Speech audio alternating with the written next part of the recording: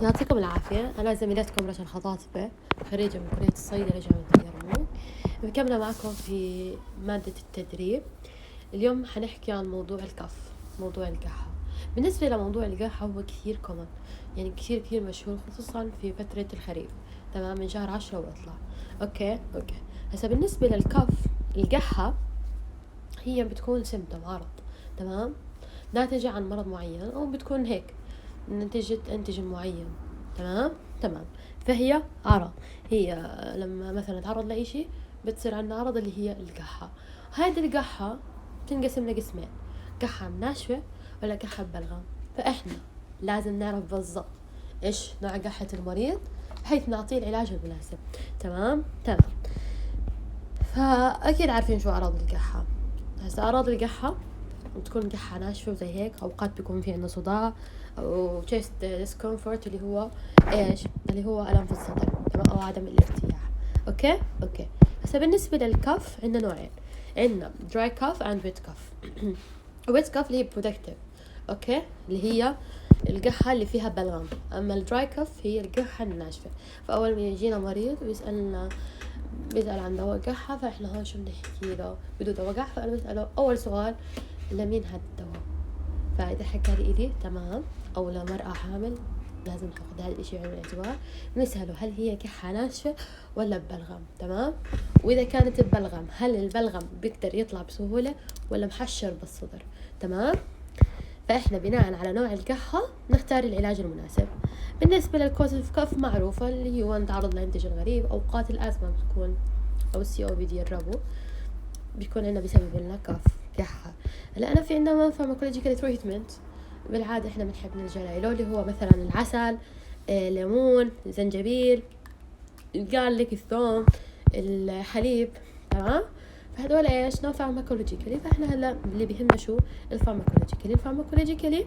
اول اشي حنحكي عن الكف انتيتوسيف. كف انتيتوسيف اللي هم للدراي كف. اوكي. فعندنا البيوتاميريت وديكستروم ثورفان. اوكي. فعندنا البيوتاميريت زي البيوتيرول، ماشي، اللي كثير مشهور عندنا بالأردن، الرابيكول والساينكول والكوفيز والدرايكول والسولوماكس. هدول كلهم للقحة الناشفة. إجاك مريض عنده قحة بلغم وانت أعطيته هاد، هون انت قضيت عليه، لأنه انت قاعد تشتغل يعني شغل عكسي. اوكي. فلازم نعرف نوع القحة ناشفة ولا ببلغم ونعطي العلاج. تمام. في عنا الديكستروم ثورفان، هاي بتكون دايما كومباينيشن، بالعادة بتكون كومباينيشن مع سودوفيدرين اللي هي الديكونجستنت ايجنت، صح. فأنا شو بعطي؟ هاي ما بعطيها لمرضى الضغط لأنه بترفع الضغط. وبالنسبة للأطفال اللي أقل من 5 سنين أو 6 سنين، هون في عنا question mark. ماشي. مثل النوكف موجود في السوق، مثل الهاتسو موجود في السوق، ومثل اليونيفيد موجود في السوق، والكولدكس. اوكي. هسا بالنسبه للاكسبكتورانت المقشع، هون انا شو بيكون عندي؟ بعمل يعني بطلع القحه اللي جواتي هيك وبيطلعها لبرا، فهذا مقشع اكسبكتورانت. اوكي. فمثل الجوافينيزين اللي هي الميوكونكس كثير معروفه، والكافكس شراب العيله، تمام، والريكتولين. ماشي. هسا بالنسبة للميوكولايت اللي هي انه انا بيكون عندي بلغم، بس هذا البلغم شو بسوي فيه؟ قاعدة يعني بتخلص منه، بكسره. ميوكولايت مثل الامبروكسول، مثل البروموهكسين. اوكي. بالنسبة للامبروكسول معروفة الميوكوسولفان، جرعته 15 مل، معلقة كبيرة، مرتين في اليوم. في عنا مثل الميوكول معروفة، الفلوبيرون معروفة، تمام، والفيباكول والأمبروكس. اوكي. هدول بيطلعوا البلغم، مش بيطلعوه، لا، هم بيكسروه تكسير. فهدول بالعادة بنعطيهم للأشخاص اللي بيقدروا يطلعوا البلغم، أو لا سوري، هدول نعطيهم للأشخاص اللي بيكون البلغم محشر بصدرهم، مش قادر يطلع، تمام، بيطلع بس مش قادر يطلعوه. فأنا هون بعطيه ميوكوسولفان، تمام. البروموهكسين زي ما حكينا. في عنا بالعادة البيوسولفان مشهور بالأردن، الميوكولايت في حبوب وفي شراب. طيب. هسا جرعته، الجرعات بالعادة أدوية القحة أنا شو بسوي؟ بالعادة جرعتي بتكون معلقة كبيرة مرتين في اليوم أو 3 مرات في اليوم للمين؟ للكبار بالعمر.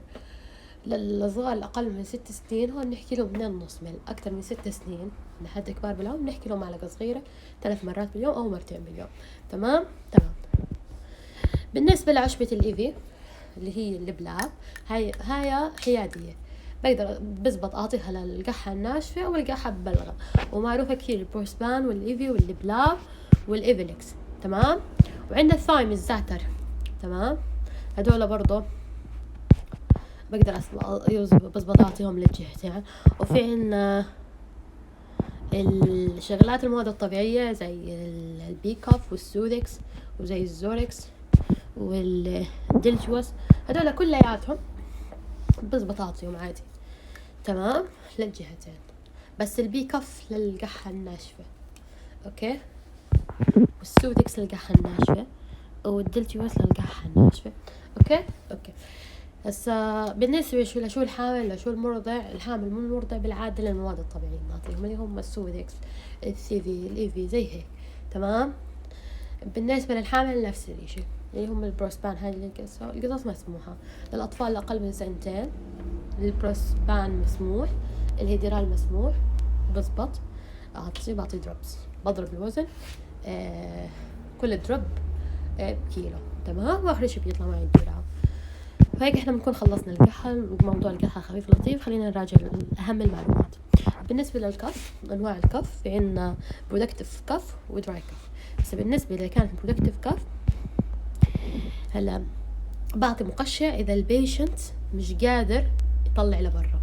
تمام. أوكي. فبيكون عنده ثك ميوكس.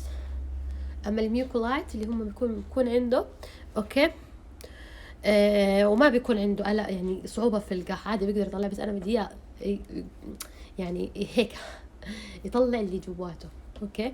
يعني بساعده الميوكولايت زي الميوكوسولفان. أما الإكسبكتورنت المقشع بيكون فيه بس محشر بالصدر. صح.